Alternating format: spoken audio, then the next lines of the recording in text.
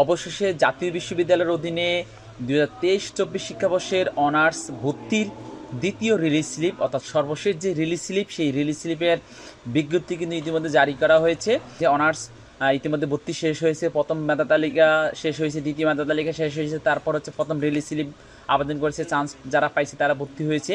এখন সর্বশেষ আবেদন হচ্ছে দ্বিতীয় রিলিজ স্লিপ। ইতিমধ্যে দ্বিতীয় রিলিজ স্লিপের আবেদন শুরু হবে 11 তারিখ থেকে, অর্থাৎ 11ই সেপ্টেম্বর থেকে আবেদন শুরু। আজকের ভিডিওতে আমি রিলিজ স্লিপ কারা কারা করতে পারবে এবং হচ্ছে আপনার ডিগ্রির রেজাল্টটা কবে দিবে তা নিয়ে আলোচনা করব। তো সর্বপ্রথম শুরু করেছে রিলিজ স্লিপ। রিলিজ স্লিপ হচ্ছে 11 তারিখ থেকে শুরু, বিকাল 4টা থেকে আবেদন শুরু হবে। আবেদন চলবে 23শে সেপ্টেম্বর রাত 12টা পর্যন্ত। আপনাদেরকে কিন্তু অনলাইনে আবেদনটি করতে হবে। আবেদন শুরু হবে 11 তারিখ থেকে, চলবে 23 তারিখ। আর আবেদন করতে পারবে কারা? এক নম্বর হচ্ছে যারা একদম প্রথম মেধা তালিকা বা দ্বিতীয় মেধা তালিকা চান্স পায়নি, অর্থাৎ যারা আবেদন করছে প্রথম একদম ডিগ্রি কোনো কলেজে তাদের নাম আসেনি, তারা আবেদন করতে পারবে। অথবা যারা চান্স পাইছে কিন্তু তারা ভর্তি হয় নাই, চান্স পেয়েও যারা ভর্তি হয় নাই, কোনো কারণে ভর্তি হয় নাই, তারাও কিন্তু আবেদন করতে পারবে।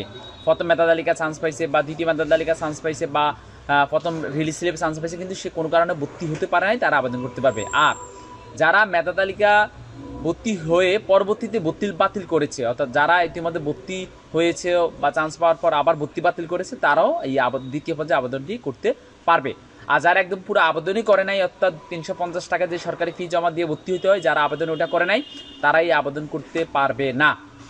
আর একটা কথা বলে দেখি, আপনারা জানেন যে কিছুদিন আগে একটা সার্কুলার দিয়েছে, নতুন করে হচ্ছে আবার আবেদন করার সুযোগ দিয়েছিল অনার্স ভর্তির। তারাও কিন্তু এখন এই রিলিজ স্লিপ আবেদন করতে হবে। কিছুদিন আগে কিন্তু আপনারা জানেন যে কোটা আন্দোলনের আগেই আপনাদের একটা আবেদন সার্কুলার দিয়েছিল যে নতুন করে আবার অনার্সের ভর্তির আবেদনের সুযোগ দিছে। আপনারা এই রিলিজ স্লিপ অর্থাৎ দ্বিতীয় যে রিলিজ স্লিপের সাথে আপনারা কিন্তু আবেদনটা করতে হবে। আপনারা যদি এখন আবেদন না করেন তাহলে আপনারা কোথাও ভর্তি হতে পারবেন না অনার্সে, আপনাদের কিন্তু এখন আবেদন করতে হবে। এখানে হচ্ছে আপনারা সর্বমোট 5টি কলেজে যেই কোনো সাবজেক্ট দিতে পারবেন। আপনারা যখন আবেদন করবেন, আবেদন করতে গেলে আপনি যে কোনো সারা বাংলাদেশের যে কোনো সরকারি বেসরকারি বা আপনি আগে যে আবেদনগুলো কলেজগুলো দিয়েছেন সেই কলেজগুলো কিন্তু এখন দিতে পারবেন। এইভাবে আপনি সারা বাংলাদেশের যে কোনো 5টি কলেজ আপনাকে দিতেই হবে। আর আপনি যখন আবেদন করবেন তখন কিন্তু আপনাকে বিষয় দেখাবে, অর্থাৎ কোন কলেজে কয়টা সিট খালি আছে সেগুলো দেখাবে। সেগুলো দেখানোর উপর নির্ভর করে আপনার পয়েন্টের উপর নির্ভর করে আপনি সাবজেক্ট চয়েস দেবেন। তবে যাদের একদম কোনো অনার্স এখনও আসেনি, পয়েন্ট কম, আপনারা চেষ্টা করবেন সরকারি থেকে বেসরকারি কলেজগুলো, আপনার যেই বেসরকারি কলেজগুলো আছে পরিচিত, সেইগুলো আগে রাখার চেষ্টা করবেন। কেননা সরকারি কলেজগুলোতে চান্স পাওয়া খুব ডিফিকাল্ট, এখানে কিন্তু আসন একদমই কম থাকবে। আপনারা দেখবেন এই আসনগুলো দেখা যাবে 11 তারিখ থেকে। 11 তারিখ যখন বিকেলে আবেদন শুরু হবে তখন রেজাল্ট সিট দেখা যাবে যে কোন কলেজে কয়টি সিট খালি আছে। যারা ঘরে বসে আবেদন করতে চাচ্ছেন তারা হচ্ছে আমাকে আমার হোয়াটসঅ্যাপ নাম্বারে আপনারা অ্যাপ্লিকেশন কপি বা কাগজটা পাঠিয়ে দিলে হবে, আমি আপনাদের আবেদন করে দিতে পারবো। আবেদন ফি আমরা 50 টাকা রাখবো। এখন আবেদন করবেন দ্বিতীয় রিলিজ স্লিপ, তাদের ফলাফলটা কবে দেবে? তাদের ফলাফল হচ্ছে সেপ্টেম্বর মাসের শেষ সপ্তাহে আবার আপনাদের ফলাফল দেবে। ফলাফল আপনাদেরকে কিন্তু যখন দিবে তখন আমরা জানিয়ে দিব। আপনাদের ফলাফল আপনারা নিজে ওয়েবসাইটের মাধ্যমে রেজাল্টটি দেখতে হবে।